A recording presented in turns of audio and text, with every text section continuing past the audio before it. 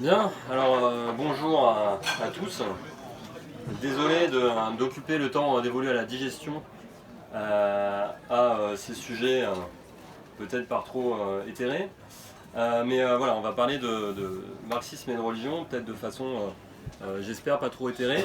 Je me permets de commencer à l'heure, à 1 ou 2 minutes près, pour laisser le temps au topo et à la discussion. Je vous préviens, je risque d'être trop long, donc je vais essayer de me discipliner moi-même sur ce sujet.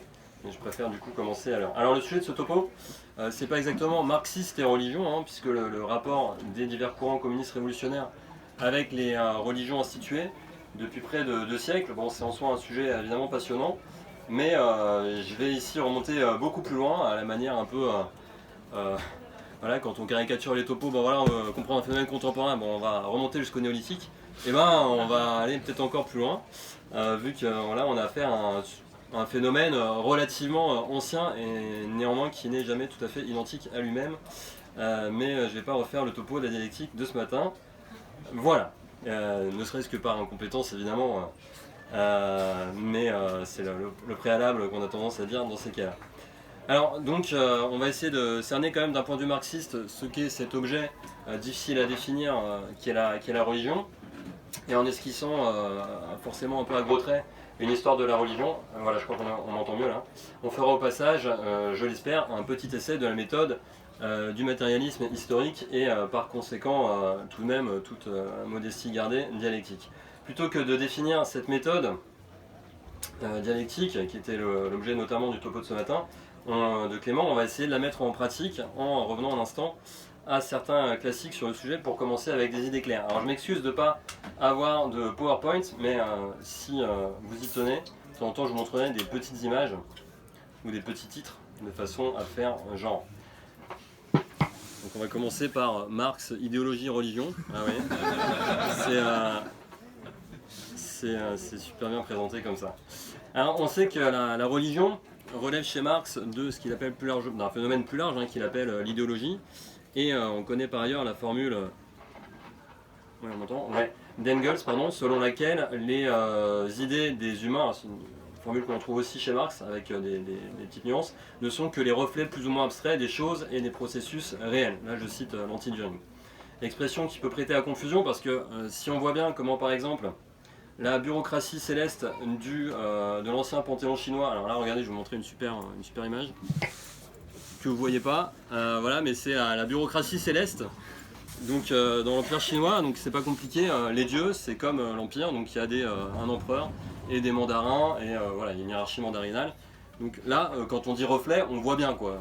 Alors, reflet, comme quand je me regarde dans la glace, bon là pour le coup, le monde céleste est le reflet du monde terrestre, et pour que ce soit bien clair, en fait, le monde terrestre doit se conformer au monde céleste, supposé exister de toute éternité, ce qui garantit évidemment la pérennité de l'État chinois pendant les siècles impériaux. Bon, et les millénaires même. Alors ça c'est un peu la formule la plus simple pour comprendre cette histoire de reflet, mais évidemment c'est souvent un petit peu plus compliqué. A contrario, on voit mal comment un bonhomme cloué sur une croix ou un prophète au visage irreprésentable, avec leur cortège d'institutions, de rites, de croyances, qui datent de plus d'un millénaire voire deux, reflète telle ou telle société. Alors oui, il y a quelque chose de ça, mais va falloir un petit peu préciser les choses. Donc un petit risque de comprendre un peu trop vite cette idée de cette compréhension comme toute formule, c'est réducteur, cette idée de l'idéologie, c'est de nous faire croire que les idées ont une moindre réalité que leur contraire, non peut-être pas la matière exactement, mais plutôt les rapports sociaux proprement dits. Or il va de soi pour nous communistes que les idées, comme nos idées révolutionnaires par exemple, peuvent précisément jouer un rôle majeur dans l'histoire. Donc là aussi, il faudrait éviter d'être un peu simplificateur.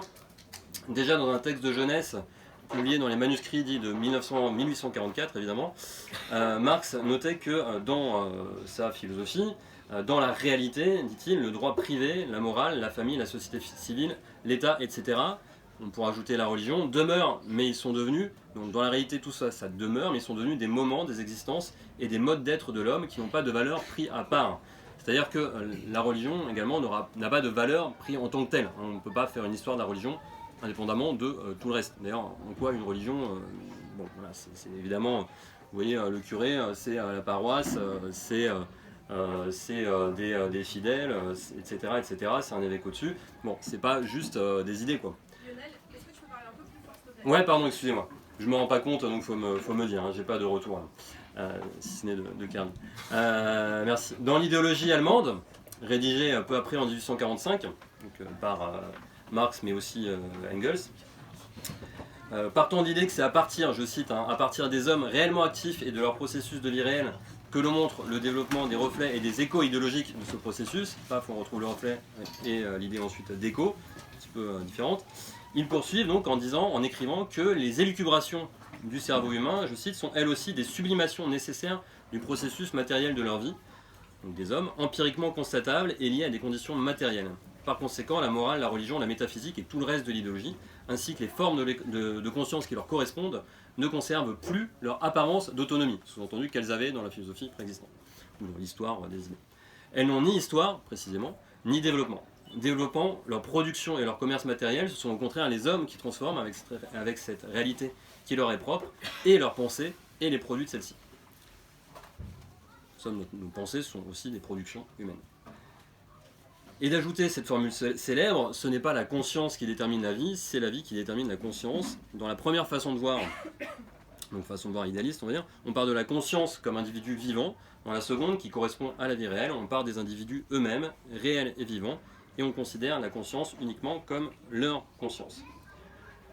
Leur conscience, donc, cela implique précisément de ne pas comprendre la religion, par exemple, comme un banal complot des exploiteurs, pour fournir clé en main aux exploités des idées qui les soulagent, les consolent et justifient leur exploitation. En tant qu'elle participe de l'idéologie d'une société donnée, la religion participe de la réflexion que cette société produit sur elle-même. Et c'est en cela qu'il faut comprendre une formule très célèbre de Marx, et encore dans un texte de jeunesse, excusez-moi. Ouais, pardon. Ça c'est la peur de faire trop long. Alors, du coup je fais danse.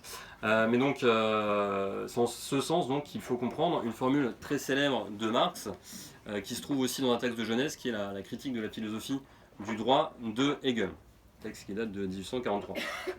Donc il ferraille encore avec les jeunes hegéliens.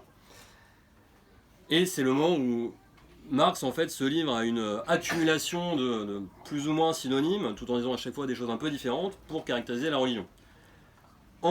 Et donc c'est le sommet de cette accumulation de caractérisation pour désigner la religion qui est le plus connu, à savoir le fameux opium du peuple. Quand on prend le texte précisément, il écrit que la religion est la théorie générale de ce monde, sa somme encyclopédique, sa logique sous forme populaire, son point d'honneur spiritualiste, son enthousiasme, sa sanction morale, son complément solennel, sa consolation et sa justification universelle. Ça commence à faire beaucoup. Elle est la réalisation fantastique de l'être humain parce que l'être humain ne possède pas de vraie réalité. Lutter contre la religion, c'est donc indirectement lutter contre ce monde-là, dont la religion est l'arôme spirituel. Donc bon courage pour traduire, désolé, les copains. Et là-dessus, il ajoute que la détresse religieuse, donc là c'est une idée, par ailleurs un petit peu différente, la détresse religieuse est pour une part l'expression de la détresse réelle, et pour une autre, la protestation contre la détresse réelle. Donc, ici, deux choses apparemment contradictoires qui caractérisent ce qu'il appelle la détresse religieuse, expression de la détresse réelle et protestation contre cette détresse réelle. La religion est le soupir de la créature opprimée, l'âme d'un monde sans cœur, comme elle est l'esprit de conditions sociales d'où l'esprit est exclu, elle est l'opium du peuple. Conclusion, l'abolition de la religion en tant que bonheur illusoire du peuple et l'exigence que formule son bonheur réel. Donc en fait, c'est une citation un peu longue, pardon, mais Marx en fait a soin de ne pas se contenter d'une attaque contre les théologiens et toute philosophie idéaliste. Il s'intéresse aussi en fait à la dimension populaire des croyances religieuses. Alors l'opium, pour expliquer un peu la métaphore, qui n'est pas si évidente que ce qui semble, pour ceux qui n'ont jamais testé la morphine, l'opium soulage d'une douleur réelle sans en supprimer la cause. C'est un remède palliatif, non de guérison. Le paradis artificiel de la religion, donc, puisque évidemment, qui dit opium dit paradis artificiel, n'est pas simplement une illusion, il est aussi le produit d'une aspiration réelle à un monde meilleur, elle-même produite par des conditions d'existence misérables, d'où naît évidemment toute révolte. Alors, un reproche qu'on pourrait faire ici à Marx, je ne dis pas que je le fais, mais c'est juste, en fait, on peut comprendre le terme de religion de façon un peu plus étendue, et en fin de compte, dans ces différents textes, Marx utilise toujours le concept de religion au sens de croyance religieuse ou de conception religieuse. Alors que le terme renvoie par son étymologie, hein, le latin religio, lui-même d'origine incertaine, on s'en fiche, mais en tout cas ça renvoie non seulement à des croyances, mais aussi à des pratiques. En fait, hein, quand on parle d'un religieux ou d'une religieuse, c'est en fait un moine, voilà. C'est pas quelqu'un qui est croyant, pardon, c'est pas quelqu'un qui est croyant, c'est quelqu'un qui obéit à une règle. Hein. C'est ça que ça signifie, donc c'est quelqu'un qui a accompli un certain nombre de choses. Alors, juste pour faire observer que toute religion renvoie en fait à des institutions tout à fait réelles, donc précisément n'est jamais seulement de l'ordre de la croyance, ou de la conception, ou des idées, hein, ce qui est déjà une manière de contester une vision idéaliste de la religion. Et évidemment, les religions ont un poids social et économique parfois considérable. Hein, pensons à l'église orthodoxe grecque, qui est de façon tout à fait médiévale, et encore le principal propriétaire foncier de la Grèce, ou l'église orthodoxe grecque de Jérusalem, hein, qui possède jusqu'à la Knesset, et qui est encore le terrain, hein, et qui est encore le premier propriétaire foncier d'Israël. En fait, en utilisant le terme religion au sens le plus large, donc qui englobe à la fois les conceptions, les rites, les institutions, nous ferons justement, on va essayer, hein, œuvres de marxistes pour ne pas considérer les croyances religieuses comme des faits autonomes, indépendants des hommes et des femmes qui les produisent. Alors, par ailleurs, ce qui n'est pas du tout annoncé dans le titre du topo, c'est que j'esquisserai en même temps qu'une petite histoire matérialiste des religions, une histoire de l'athéisme, terme en fait relativement qui n'est pas terrible, qui a été forgé en fait par des croyants, hein, pour s'attaquer à des hétérodoxes, plus ou moins matérialistes, épicuriens ou autres. Puisque athée, hein, ça veut dire sans Dieu, c'est quelqu'un qui est privé de quelque chose en fait, qui est censé donc exister. Hein, donc en fait le terme n'est pas tout à fait, sympathique, en tout cas à l'origine. Mais pourquoi je vais en parler aussi? Parce que comme les religions mêmes, l'athéisme, ou pour mieux dire une conception en fait matérialiste du monde, est aussi une production déterminée, et par conséquent également le produit d'hommes et de femmes précis à des époques précises, et dans des conditions déterminées. Alors, là mon deuxième point, ce sera donc société sans État et sans religion, pour l'interrogation. Donc je vous disais qu'on allait remonter un peu loin dans le temps. Je ne vais pas me montrer trop long là-dessus, mais c'est important pour, je pense, hein, pour bien cadrer les choses, puisque en fait, y compris par exemple quand on parle à un croyant, peut-être qu'il le sont ici, bon, il a une idée finalement fixe de la religion, puisqu'il y a une religion qui semble la bonne, hein, et donc qui est elle-même fondée, à un moment donné, est fondée de façon divine, donc éternelle, etc. Donc à ce moment-là, on a une conception forcément un peu fixiste de la religion, même si ça ne veut pas dire que les gens qui pensent ça pensent que les religions n'évoluent jamais. Il se trouve que précisément les religions, ça évolue tellement que c'est difficile de reconnaître ce qui est constant là-dedans. Et on peut trouver, alors c'est difficile évidemment de connaître les croyances, c'est même totalement impossible, hein, de connaître les croyances des êtres humains au stade très ancien de l'humanité, puisqu'on n'a même pas de traces écrites, etc.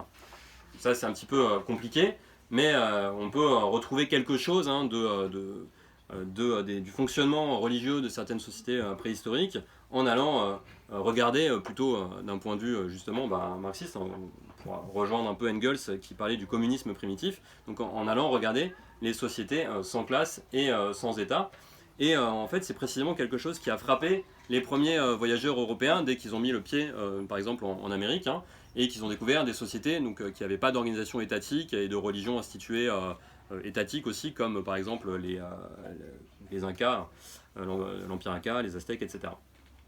Et donc pour vous donner un exemple, l'écrivain français Jean de Léry, qui a voyagé jusque dans la baie de Rio, au Brésil, où il y a une très éphémère tentative de colonisation française vers la moitié du XVIe siècle, il faisait part de sa stupeur devant la quasi-absence de religion du peuple amérindien qu'il a fréquenté, donc un peuple qui s'appelle les Tupinamba. Et voilà ce qu'il dit: outre qu'ils n'ont nulle connaissance du vrai Dieu, encore en sont-ils là que, contrairement donc, aux anciens païens, je traduis un peu en français moderne, qui ont la pluralité des dieux, c'est-à-dire le polythéisme, et contrairement aux Indiens du Pérou, ces Tupinamba ne confessent ni n'adorent aucun dieu céleste ni terrestre. Et par conséquent, n'ayant aucun formulaire, donc aucun type de prière, hein, ni lieu député pour s'assembler, donc un lieu désigné pour s'assembler, afin de faire peu importe, pour faire le service de leur religion, ils ne prient par forme de religion ni en public ni en particulier, chose qu'elle soit. Donc il n'y a absolument aucune prière, enfin rien qui ressemble à des rites du monde connu à l'époque d'un Européen moyen. Donc de quoi choquer cet écrivain voyageur qui en plus se trouvait alors en pleine polémique religieuse. On est à l'époque qui précède immédiatement le début des guerres de religion en France.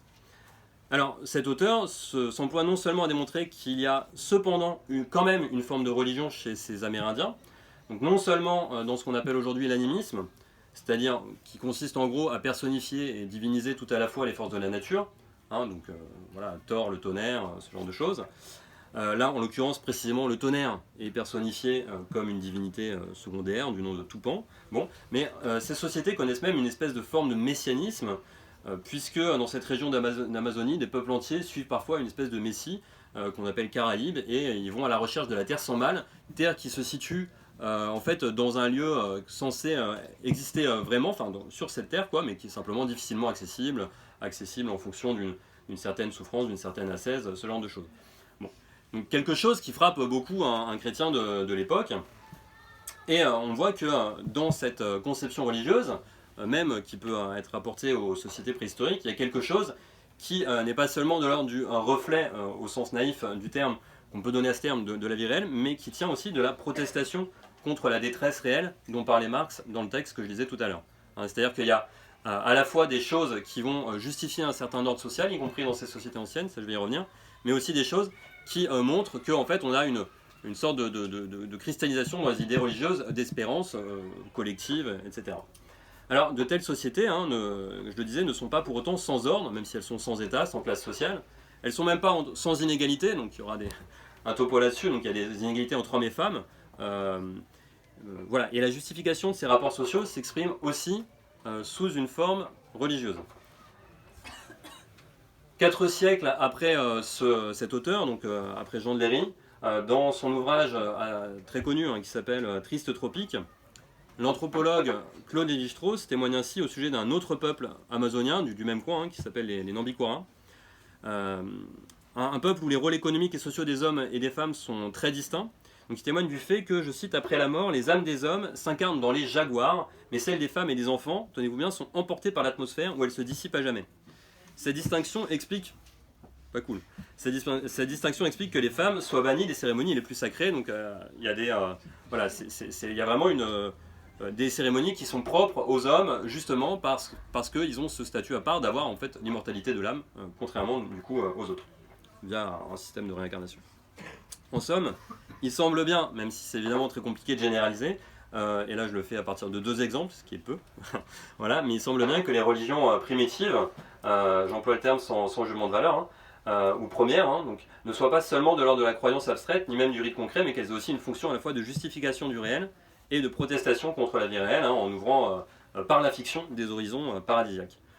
Autre chose intéressante, je ne sais pas si je parle bien dans le micro, en fait, il faut me dire, si là ça va. Ça dépend quand tu bouges la tête en fait. Ouais, ok. Faut pas que tu bouges la tête. J'ai pas bougé la tête, j'ai bougé la tête en bougeant le micro. C'était ça le truc, Alors, autre chose intéressante, les religions primitives ne semblent pas retenir d'opposition entre foi et raison. Parce qu'en fait, déjà...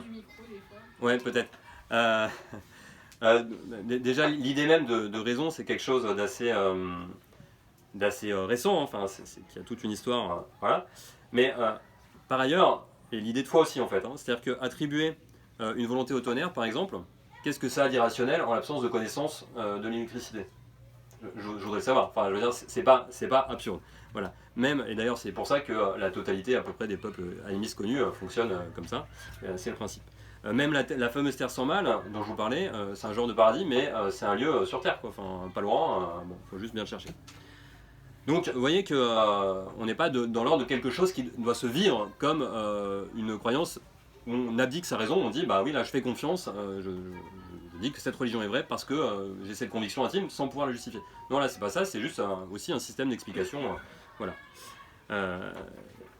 On a y compris une espèce d'effort de rationalisation, y compris dans la justification de l'organisation sociale.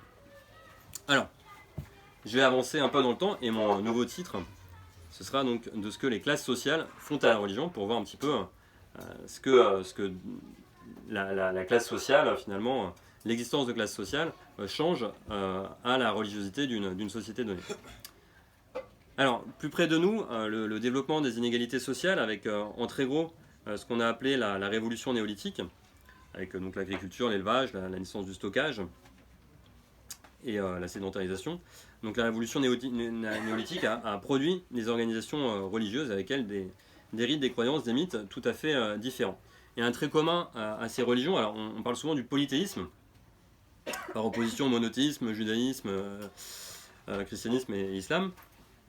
Mais surtout le trait commun de ces religions, c'est qu'il y a une distinction des classes sociales suivant leur relation au divin. Alors, exemple très connu, hein, les pharaons, j'ai déjà parlé de la bureaucratie céleste de l'Empire chinois, les pharaons de l'ancienne Égypte étaient tenus pour des dieux, il y avait une divinisation du souverain, de son vivant, et l'un des principaux dieux, Osiris, dont le culte d'ailleurs s'est précisément diffusé avec l'institution d'État pharaonique. L'un des principaux dieux, donc Osiris, était lui-même un ancien pharaon, censé être un ancien pharaon, et représenté comme tel avec la couronne, l'une des deux couronnes de l'Égypte. Bon. Alors, une telle divinisation s'étendait souvent dans d'autres sociétés aussi de classe, s'étendait souvent à l'ensemble de l'aristocratie, comme dans la Grèce archaïque, ainsi qu'on peut le voir par exemple chez Homère.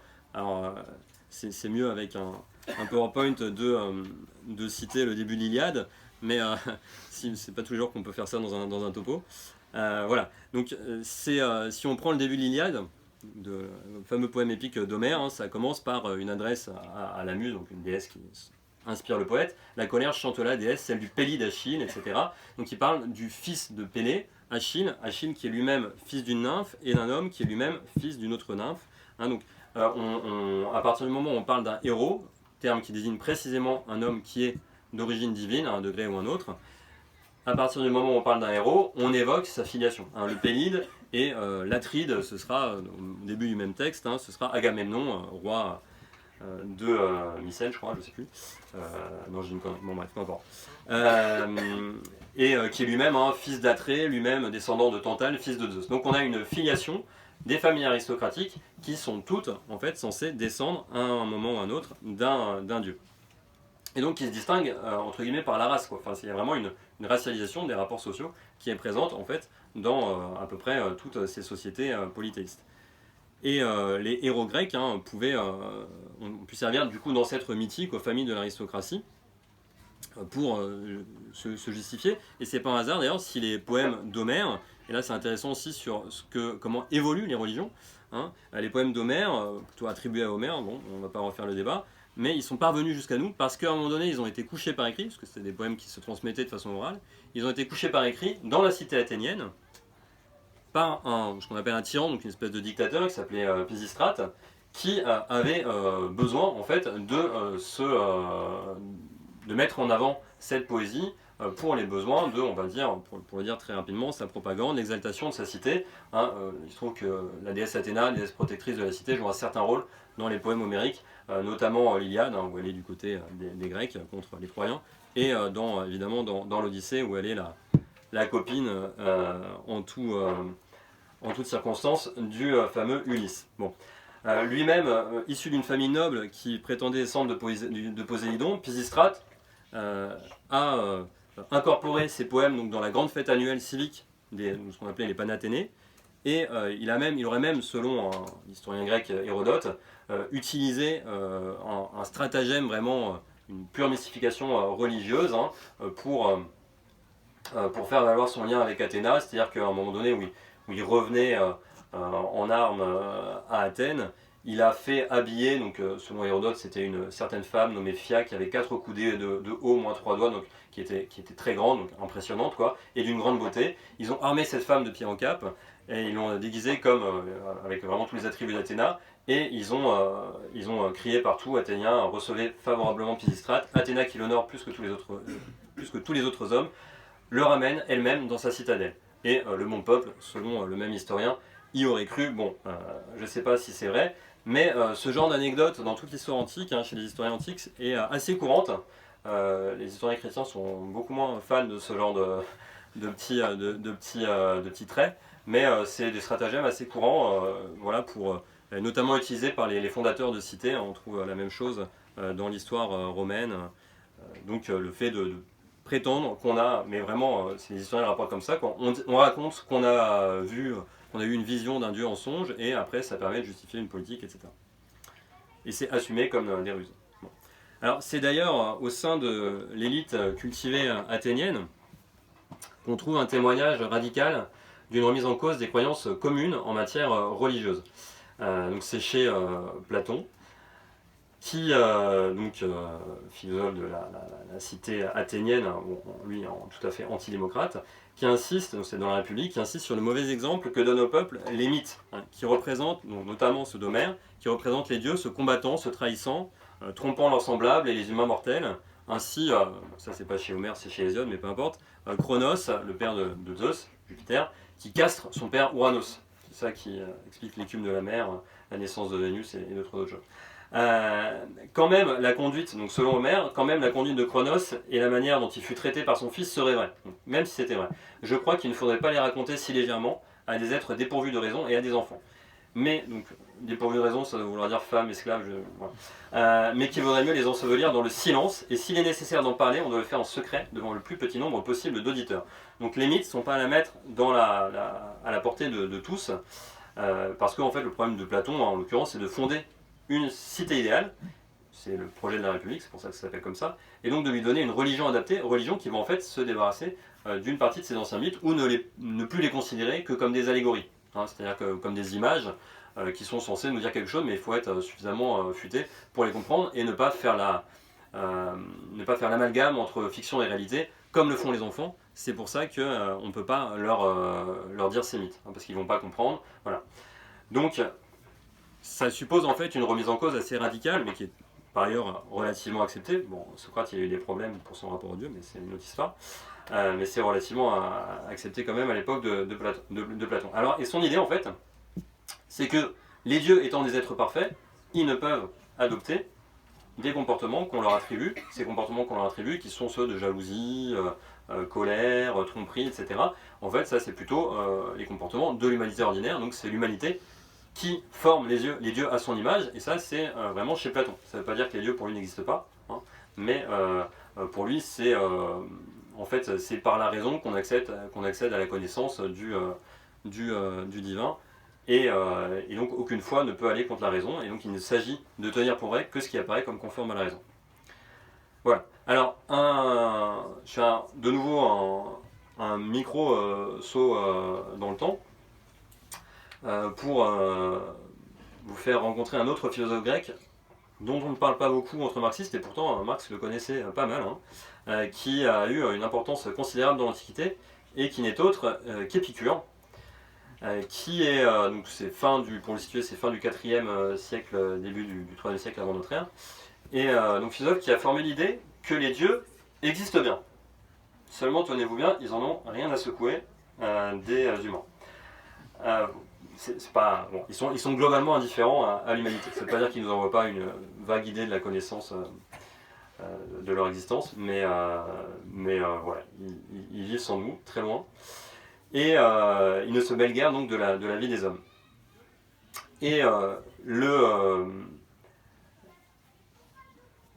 pour Épicure, bon, la citation est un peu longue, je vous la coupe un peu. Tel que les pense le grand nombre, les dieux n'existent pas. Hein. Pour Épicure, les dieux existent puisqu'on en a l'idée. Donc il y a une espèce d'évidence, bon, parce que ça correspond à l'idée qu'on en a à cette époque, hein, donc il y a une évidence qui n'est pas tellement discutée, donc ils doivent exister. En revanche, on ne se fait que des idées à leur sujet. Ce ne sont pas, dit-il, des prénotions, mais des présomptions fausses que les affirmations du grand nombre au sujet des dieux. De là naissent du fait des dieux les plus grands dommages et les plus grands secours, c'est-à-dire qu'on attribue aux dieux les catastrophes, par exemple, les catastrophes naturelles, ou au contraire, quand on a de la chance, etc. On pense que c'est les dieux qui nous sont favorables, alors que non, ça ne dépend absolument pas d'eux. Bon. Et Épicure est en même temps le fondateur d'une école de pensée dite matérialiste, ou pour mieux dire atomiste, puisque c'est autour de lui qu'on invente cette idée d'atome, hein, comme unité fondamentale de la matière, qui est en même temps liée à une théorie du mouvement, parce que les atomes se déplacent, chutent. Bon. on va pas faire le détail, mais elle est atomiste, cette théorie, et matérialiste, parce qu'elle tient l'âme et le corps comme étant matériel, car constitués d'atomes, ce qui implique aussi la négation de l'immortalité de l'âme, puisque les atomes de l'âme sont donc censés à partir de là se disperser avec la mort, à partir du moment où ils privent le corps de sensibilité, la sensibilité étant le signe de la matérialité de cette âme.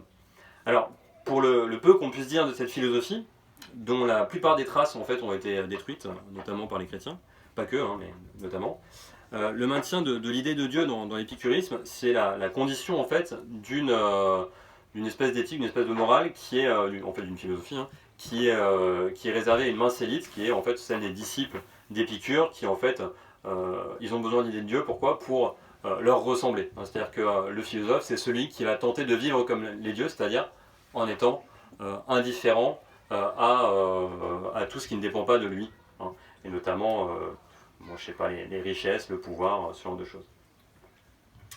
Alors, je disais que Marx le connaissait puisqu'il a en fait consacré sa thèse de doctorat à la philosophie de la nature d'Épicure et de Démocrite. Alors c'était au temps où il ne se disait pas encore vraiment matérialiste, il était en fait en polémique déjà, il était jeune hégélien, je ne sais pas à quel point il était en polémique à ce moment-là d'ailleurs. Mais voilà, donc bon, c'est pas du tout quelque chose qu'il ignore. Alors pour préciser un peu les choses, c'est sans doute un peu vain de vouloir absolument distinguer des précurseurs dans des époques très différentes en fait, du matérialisme dialectique. Mais ce qui est sûr, c'est que cette conception des dieux, elle a fait scandale dans la mesure où elle pouvait mener à un pur et simple athéisme.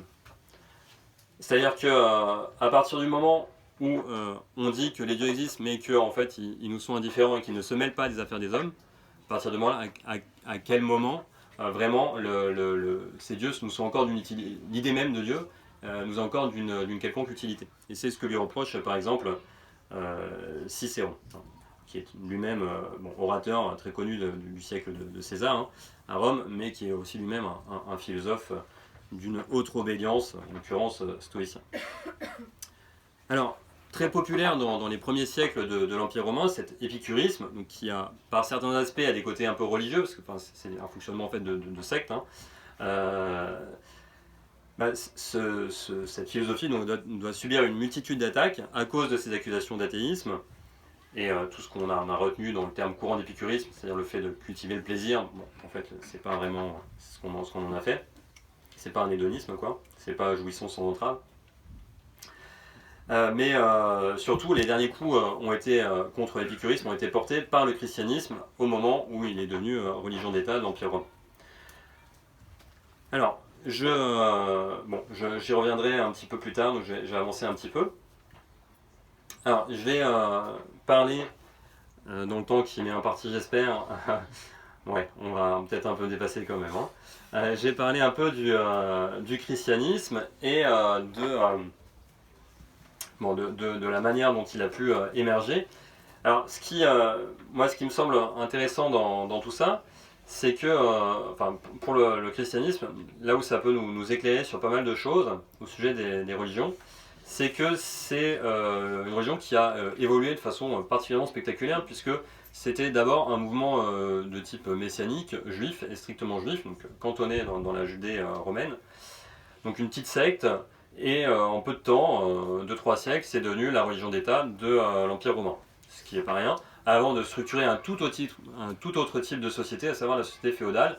Et bon, comme on sait, évidemment, le christianisme a survécu dans nos temps capitalistes de domination bourgeoise. Bon, en somme, c'est un bel exemple d'élasticité d'une religion dont l'unité historique est en somme assez discutable dès qu'on la considère de ce point de vue. Alors, pour revenir aux origines du christianisme, vous savez du coup que l'origine du christianisme c'est quand même d'abord le judaïsme, qui en fait ne se distingue pas tellement, contrairement à ce qu'on pourrait croire, des autres religions de son époque. C'est-à-dire que ce n'est pas un polythéisme, a priori on honore qu'un seul dieu, mais simplement c'est un peuple qui honore un dieu. Donc c'est le peuple hébreu qui honore le dieu Yahvé, si on veut le nommer, puisqu'on n'est pas censé le nommer dans l'Ancien Testament. Mais c'est d'abord donc le dieu d'un seul peuple donné, avec un seul clergé, un seul culte, un seul temple aussi, hein, le fameux temple dont il ne reste aujourd'hui qu'un mur, des Lamentations. Et donc pas grand chose à voir avec ce qu'on appelle aujourd'hui monothéisme, puisque les monothéismes d'aujourd'hui sont en fait des monothéismes à portée universelle, à vocation universelle. Or là, cette religion des anciens Hébreux n'avait pas de vocation ou de conception universaliste. Et c'est justement ça qui va changer en fait. Et le lien est assez facile à voir, puisque les choses changent en fait avec l'intégration des terres où se trouvent les Hébreux, donc ce qu'on a appelé le royaume de Judée, à l'Empire romain, à la fin donc, du 1er siècle de notre ère. En fait, la religion de l'Empire romain, donc religion gréco-romaine, voilà, avec un panthéon assez large, donc, pas mal de dieux, hein. En fait, dans ce panthéon, rien n'empêchait en fait de faire venir un dieu de l'extérieur, de telle ou telle région, par exemple une région qu'on vient d'intégrer à l'Empire. On dit, bon bah alors voilà, vous avez vos dieux ici dans cette région, donc on va les mettre dans notre panthéon, vous pourrez les honorer, y compris à Rome, etc. Donc ça facilite l'intégration de diverses régions à l'Empire romain. Le problème avec le culte judaïque, c'est qu'il est censé n'honorer qu'un dieu. Or, les Romains, ça les dérange pas tellement qu'on n'honore qu'un dieu, mais il faut juste en honorer un autre. C'est l'empereur. Parce que les empereurs sont divinisés après leur mort, Auguste le premier, voilà, et tous les autres par la suite. Donc il y a un culte impérial, qui est en fait la religion unificatrice de l'Empire romain. Et c'est cette obligation qui va compliquer les choses avec les Juifs en Judée et rendre, y compris l'occupation romaine, assez pénible, avec pour les Juifs, bon, ça va mener à un certain nombre d'épisodes de répression, puis de tolérance, puis de répression, et puis enfin à la destruction du temple, jamais reconstruit jusqu'à ce jour, même si certains copains de Netanyahou aimeraient bien s'y mettre. Mais, et donc très tôt, ça va être sur le terrain religieux que va se faire la contestation de l'autorité romaine et de ses supplétifs locaux, avec la multiplication de petites sectes à tendance messianique, hein, puisqu'il y a ces prophéties dans le judaïsme qui annoncent l'arrivée d'un Messie. Bon, et parmi ces différentes sectes, il va y avoir cette secte chrétienne, donc on n'appelle pas encore chrétienne, c'est simplement ceux qui suivent un certain Jésus. Et en fait, c'est un des fondateurs de secte parmi d'autres, qui incite ses fidèles souvent à tout quitter, famille et richesse, pour le suivre, ce qui caractérise les mouvements messianiques, hein, puisque la fin du monde est proche, donc on peut tout plaquer. Mais rien ne destinait initialement cette secte à devenir la religion transnationale qu'elle est devenue. Et même d'après les textes sacrés, hein, l'idée, ce qu'on appelle les actes des apôtres, l'idée de s'adresser aux gentils, c'est-à-dire aux non-juifs, n'existait pas du vivant de Jésus. Elle apparaît alors, dans les textes juste après, plus ou moins juste après sa mort, mais ce n'est pas la vocation affirmée par Jésus. Les difficultés en fait, des premiers chrétiens avec leurs coreligionnaires juifs semblent avoir contribué à ce constat d'une difficulté à convertir les autres juifs au christianisme, et donc l'envie de se projeter finalement vers un marché plus prometteur qui était celui, justement ça tombait bien, il y avait une unité politique dans tout le bassin méditerranéen, on pouvait facilement voyager, passer d'une cité à l'autre, il y avait des réseaux qui existaient, et donc les premiers chrétiens en fait ont utilisé ces réseaux pour diffuser le christianisme qu'ils avaient du mal à diffuser en Judée, et donc pour cela ils ont dû abandonner un certain nombre de choses et en fait rompre finalement avec le judaïsme et se donner à eux-mêmes une vocation universelle. Universelle, puisqu'on considérait que l'Empire c'était le monde entier, hein, c'était l'illusion propre aux membres de l'Empire romain, mais de fait c'était une partie importante du monde habité. Alors, c'est en fait le vrai fondateur du christianisme de ce point de vue-là, comme religion à vocation transnationale et à vocation universelle, c'est un certain Paul, un juif issu à l'origine, c'est un juif, d'une bonne famille juive intégrée dans la notabilité romaine, qui après sa conversion au christianisme parcourt les routes de l'Empire pour prêcher la bonne parole. Et ça va être la version en fait du christianisme qui va connaître un succès assez considérable en se diffusant notamment jusqu'aux élites de l'État, jusqu'à devenir religion de l'Empire sous l'empereur Constantin.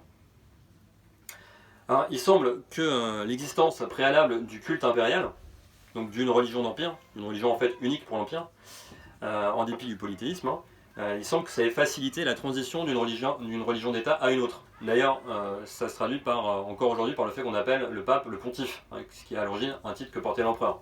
Ça se traduit aussi par le fait que les circonscriptions de l'Église catholique, ça s'appelle des diocèses, ce qui est en fait une circonscription de l'Empire romain. Donc en fait, l'Église catholique est la seule institutions de l'Empire romain qui subsistent aujourd'hui. C'est pas compliqué.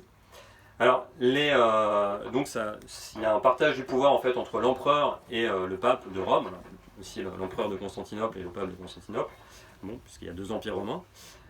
Et en fait, ces deux personnages, pape et empereur, se partagent désormais le pouvoir temporel et le pouvoir spirituel, donc le pouvoir religieux, par opposition au pouvoir politique, temporel, suivant un précepte de Jésus qui a été interprété de cette manière, hein, rendre à César ce qui est à César, à Dieu ce qui est à Dieu. Ça ne veut pas dire qu'il pensait au pape et à l'empereur en le disant, mais il pensait aux impôts, mais c'est vrai en plus, mais c'est comme ça que ce précepte est interprété.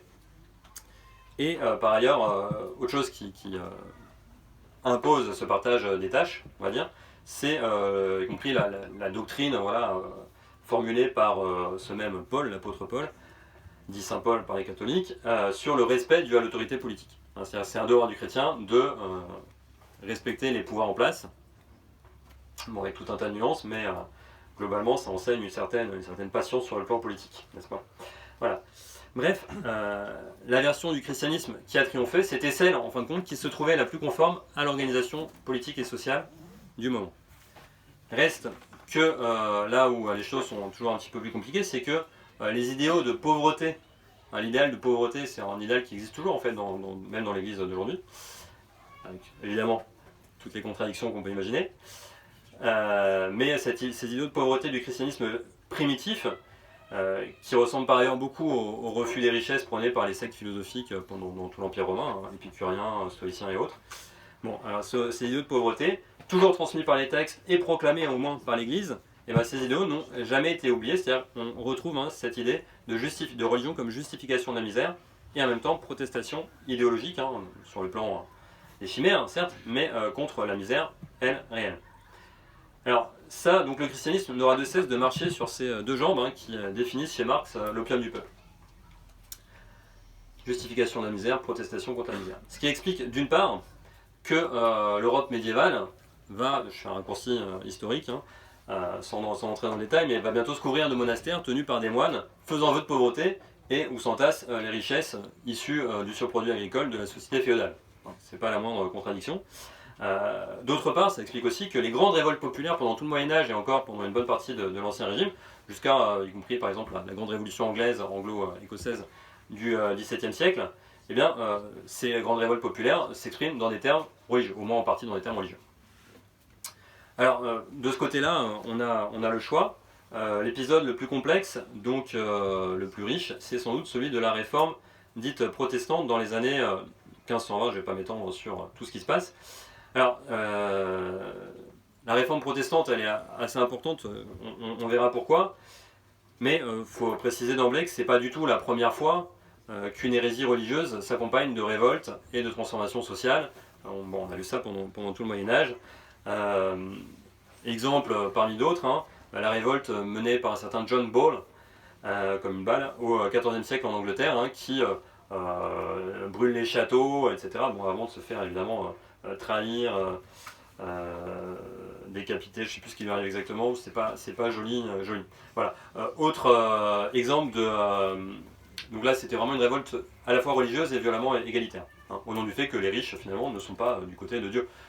Bon, si on trouve un peu à boire et à manger, on trouve un peu ce qu'on veut dans la Bible, mais il y a quand même l'idée qu'il est plus facile à un riche il est plus facile de passer dans le chat d'une aiguille, c'est le petit trou là, qu'un riche d'entrer dans le royaume de Dieu. Voilà. Donc c'est ce genre de choses que régulièrement, pendant tout le Moyen-Âge et encore sous l'Ancien Régime, il y a des espèces de révolutionnaires, de révoltés exaltés qui sortent ce genre de phrases à leur seigneur qui leur disent oui mais bon, Jésus il a aussi dit autre chose et puis ta gueule. ce genre d'argument, vous voyez, hein, le loup et l'agneau quoi. Bon. Autre révolte vraiment considérable, hein, qui préfigure largement la réforme protestante, qui en fait c'est une première réforme protestante, hein, c'est l'hérésie dite hussite, hein, du nom d'un certain Jan Hus dans la Bohême du XVe siècle, qui a été là aussi violemment réprimée. Ça correspond à l'actuelle République tchèque. Voilà. Mais en fait, là où les choses changent donc au début du XVIe siècle, c'est donc avec d'abord la controverse déclenchée par un moine allemand, un certain Martin Luther, qui était par ailleurs docteur en théologie, qui enseignait à l'université. et qui n'était pas, il n'avait pas pensé d'abord se séparer de l'Église catholique et romaine, il voulait simplement, assez vivement quand même, protester contre certaines pratiques de l'Église catholique qui permettaient à cette Église de récolter des dons sous prétexte religieux. Alors c'est notamment pour ça que vous avez une jolie basilique à Rome, assez grande, hein, c'est parce qu'on a récolté beaucoup de dons par ce qu'on a appelé le trafic des indulgences, ce qui en fait est une manière de monnayer, non pas exactement le salut, mais en gros, voilà, on est tous pécheurs, vous comprenez, alors si on a un peu d'argent, on peut donner de l'argent à l'église, et puis ça permet d'alléger les peines qu'on aura au purgatoire. Donc cette espèce de salle intermédiaire avant d'entrer au paradis où vous souffrez un peu, mais pas autant qu'en enfer. Voilà. Donc ça faisait scandale en Allemagne, parce que c'était en fait une pratique assez visible de corruption, et puis en plus qui favorisait évidemment les riches, du coup, parce que pour baisser du coup nos peines au purgatoire, il suffisait d'avoir un peu de thunes. Voilà, donc ça faisait scandale, et c'est notamment ça, et autres pratiques de corruption que dénonce ce Luther. Alors, tout ça dans un contexte en fait où l'autorité ecclésiastique était déjà en partie discréditée, donc par ses richesses excessives, par les conflits en son sein, et aussi par le poids jugé trop grand dans une bonne partie de l'Europe à cette époque-là, des religieux, donc des moines, des sœurs, qui étaient donc des oisifs. Alors je rappelle juste, si c'est pas clair pour vous, peut-être que les sociétés qui fonctionnent selon le mode de production féodal, reposait juridiquement sur un ordre, sur 3 ordres en fait, sur une structure tripartite, et le premier ordre c'était le clergé. Et c'est ceux qui vraiment ne font rien à part prier, quoi. Enfin, sont les oratores, c'est ceux qui prient pour les autres, pour le salut des autres. Donc vous comprenez, c'est important, c'est plus important que votre vie, c'est ce qui vous attend dans l'au-delà, donc c'est censé être important évidemment. Le deuxième ordre c'est la noblesse, ceux qui combattent, donc qui sont censés protéger la veuve et l'orphelin, si on s'en tient au principe. Et le troisième ordre, donc c'est ceux qui travaillent, donc absolument tout le reste, donc la très grande majorité de la population, qu'on a appelé le tiers-état en France. Donc la fonction des moines était donc de prier pour le salut de toute la communauté chrétienne, moyennant de copieuses rentes, des dîmes, donc des impôts spécifiques, des aumônes, etc. Et le développement depuis le XVe siècle en gros, et même bien avant, même en Italie, de sociétés urbaines, industrieuses, bourgeoises, ainsi que d'une élite lettrée, ce qu'on va appeler les humanistes, qui manifestent son indépendance, y compris sur le plan religieux, eh bien, ce développement autorise une critique plus vive de ces ecclésiastiques à la fois oisifs, donc économiquement improductifs, et pour une bonne part ignorants en matière théologique, puisque c'était pas leur fonction c'est surtout prier, donc ils n'étaient pas forcément très compétents, même du point de vue théorique. Alors, pour vous donner un exemple des discours qu'on pouvait trouver à l'époque, Rabelais, le grand écrivain français, à la même époque, écrit que les moines mangent la merde du monde, puisque elles vivent des richesses que leur donnent des laïcs pour prier pour leurs péchés. Donc c'est vraiment, je prends vos merdes et je me nourris avec, quoi. Voilà. D'où l'expression, en toute finesse. Alors, le conflit avec la papauté romaine conduit en fait à la rupture définitive avec le catholicisme. En gros, c'est Luther qui est convoqué par l'Église catholique, par le pape, je ne sais plus si c'est devant lui en personne, et devant l'empereur, et il refuse de se rétracter, quoi, en appelant à sa conscience, notion très, très importante, y compris dans la société bourgeoise, j'y reviendrai, dans l'idéologie bourgeoise. Donc ça va constituer une énorme hérésie, surtout un schisme, donc une division de l'Église, qui est encore sensible aujourd'hui. Puisque les suiveurs de Luther vont être appelés protestants, parce que protestants pourquoi ? Parce qu'ils se sont opposés à l'empereur qui est resté catholique, qui s'appelle Charles Quint. Voilà. Alors on est en fait en plein dans la politique, parce que le soutien aussi dans l'économie, puisque le soutien de nombreux princes allemands à cette réforme d'une église protestante désormais séparée de l'église catholique n'est pas sans arrière-pensée. Ça permet d'abord aux princes d'empire, parce qu'en fait c'est une confédération, ce qu'on appelle le Saint-Empire romain germanique, donc l'Empire d'Allemagne. C'est une confédération avec des petits princes, et au-dessus l'empereur élu qui chapeaute un peu tout ça. Mais évidemment, les princes, c'est parfois des rois d'ailleurs, mais ils ont un intérêt à faire valoir leur pouvoir local face au pouvoir central, et franchement, pas des masses centralisateurs. Donc ça va leur permettre de se poser en défenseurs de leur petit territoire, mais aussi en défenseurs d'un pays, l'Allemagne, et de son peuple, divisé politiquement, mais désormais unifié, au moyen de la réforme protestante en fait, par une langue religieuse, puisque Luther en fait va imposer le culte entièrement en allemand, alors que le culte se fait en majorité en latin à l'époque. Il s'emploie à traduire la Bible, qui était accessible plutôt en latin, en très grande majorité. Il s'emploie à la traduire en haut-allemand, donc ce qui va devenir l'allemand moderne. Et voilà, donc ça permet aussi aux princes allemands protestants de se faire valoir politiquement. Et dernière chose, c'est la sécularisation des ordres religieux, puisqu'on en finit avec les moines, hein, pour les raisons que j'ai dites. Et en fait, ça permet un gigantesque transfert de propriété, avec notamment certains de ces princes hein, qui s'accaparent des terres, des biens de l'église. Voilà, donc il y avait beaucoup à gagner.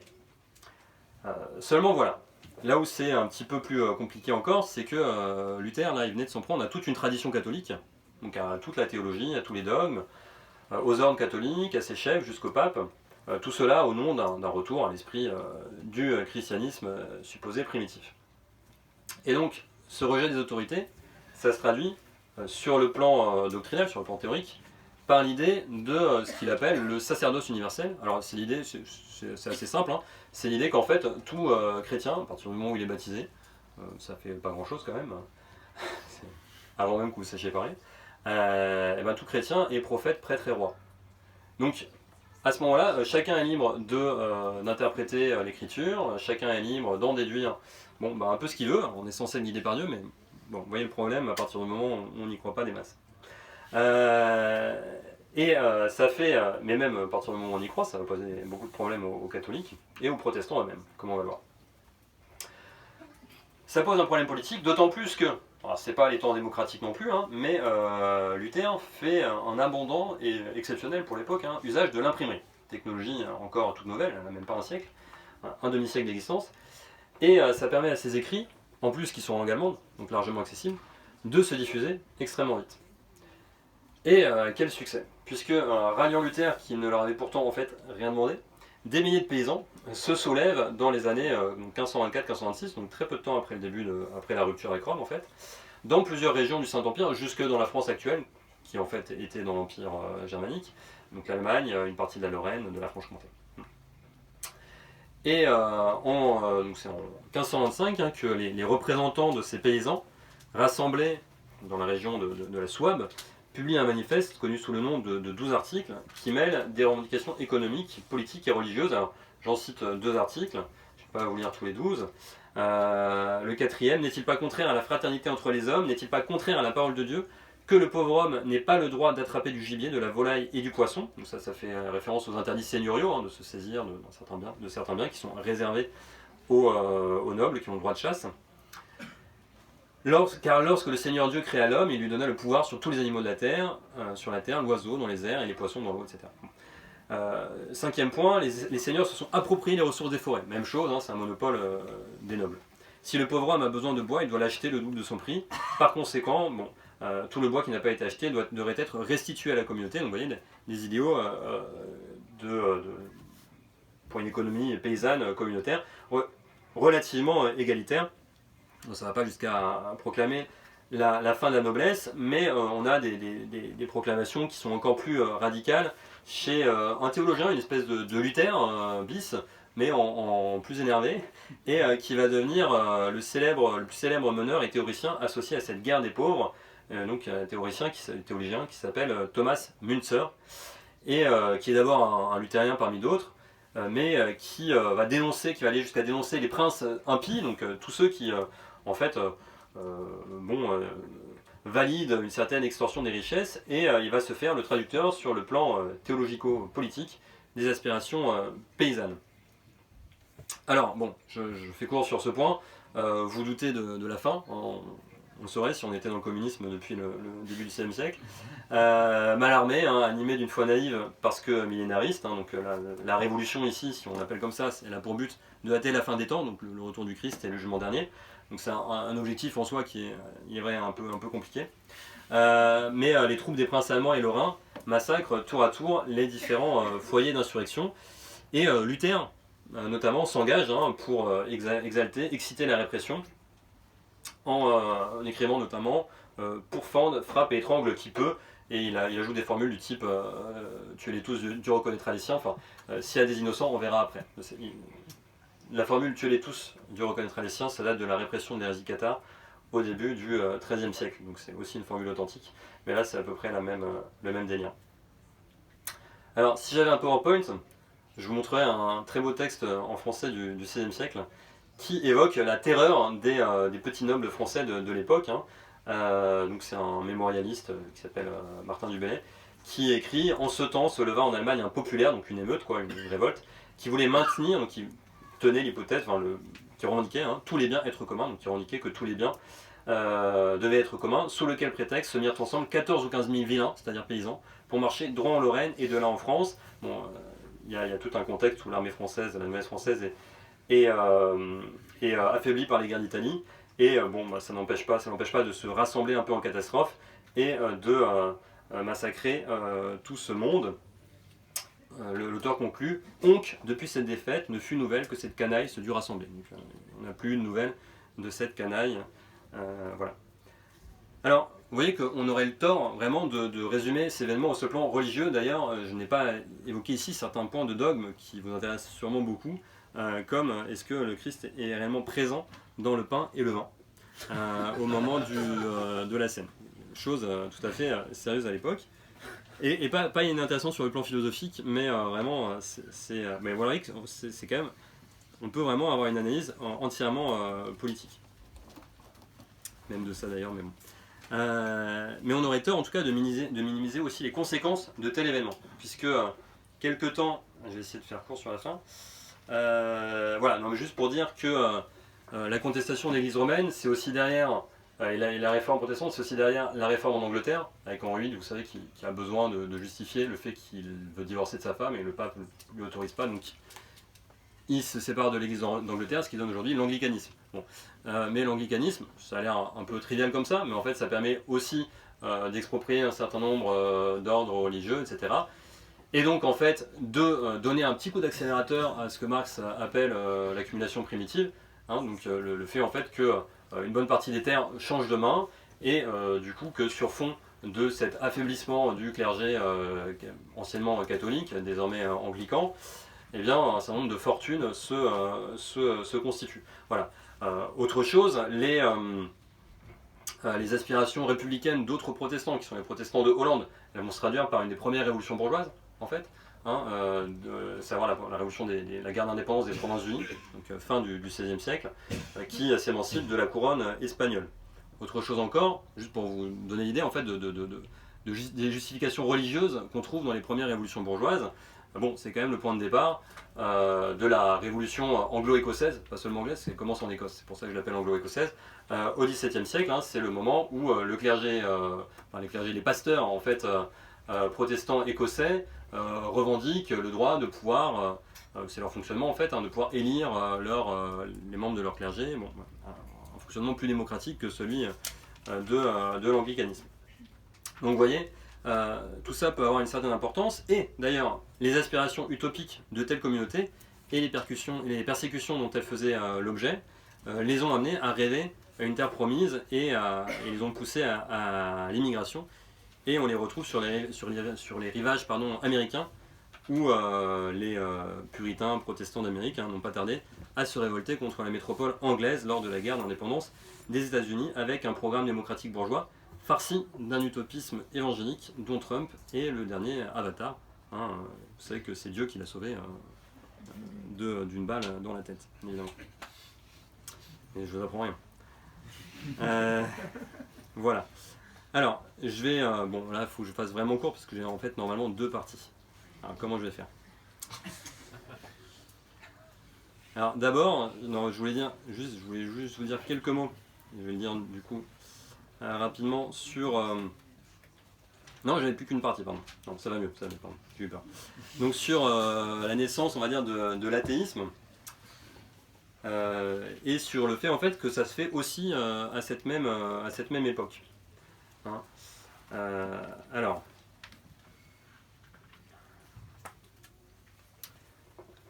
pour vous signaler que tout ça c'est lié à des choses là encore assez concrètes. D'abord, ça dépend aussi des outils intellectuels dont on dispose, et qui sont eux-mêmes, qui dépendent eux-mêmes de choses tout à fait matérielles. Je vous avais parlé tout à l'heure de l'épicurisme. je vous avais dit que cette philosophie matérialiste et à la limite de l'athéisme, en tout cas qui autorise assez facilement à penser l'athéisme, eh bien, avait à peu près disparu parce que notamment supprimé purement et simplement par les chrétiens. Bon, et je vous ai parlé aussi de ces humanistes qui contestaient un peu l'hégémonie intellectuelle d'un certain nombre d'hommes d'église. Alors, souvent les humanistes étaient eux-mêmes hommes d'église, mais ils revendiquaient une certaine indépendance, ils étaient issus souvent d'autres milieux. Bon. Et ben ces humanistes, ils font une espèce de chasse aux manuscrits, parce qu'ils sont à la recherche des traces de l'Antiquité, etc. Donc c'est vraiment des gens qui vont se confronter aux anciennes philosophies. Et c'est une histoire un peu rocambolesque. C'est un humaniste italien qui, en 1417, je crois dans un monastère en Allemagne, trouve un vieux manuscrit et paf, c'est le De Rerum Natura, donc de la nature des choses, le poème d'un des plus grands poètes latins, qui s'appelle Lucrèce, qui n'est autre qu'un épicurien, qui a mis sous forme de poème toute la philosophie d'Épicure. Alors, interprété à sa manière. Donc il y a un truc hyper important pour notamment la physique épicurienne, ces histoires d'atomes, etc. Et ce texte a été très vite copié, recopié.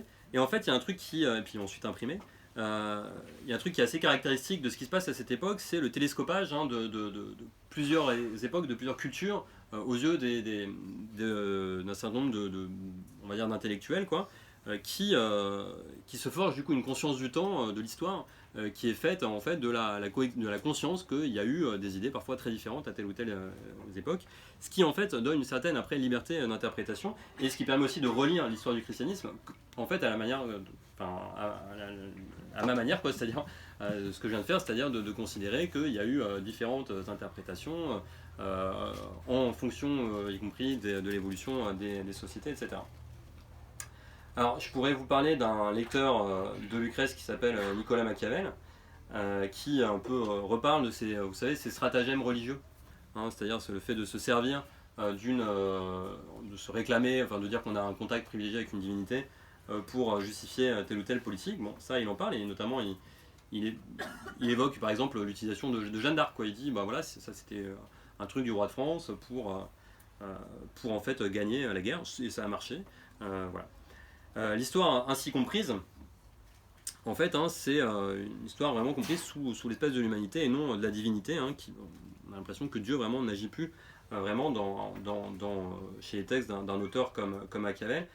Et c'est dans cette période-là aussi, donc au moment où prend son essor la réforme protestante, que commence à apparaître le terme athéiste, qui athée n'existe pas encore, mais on parle d'athéiste en français en tout cas.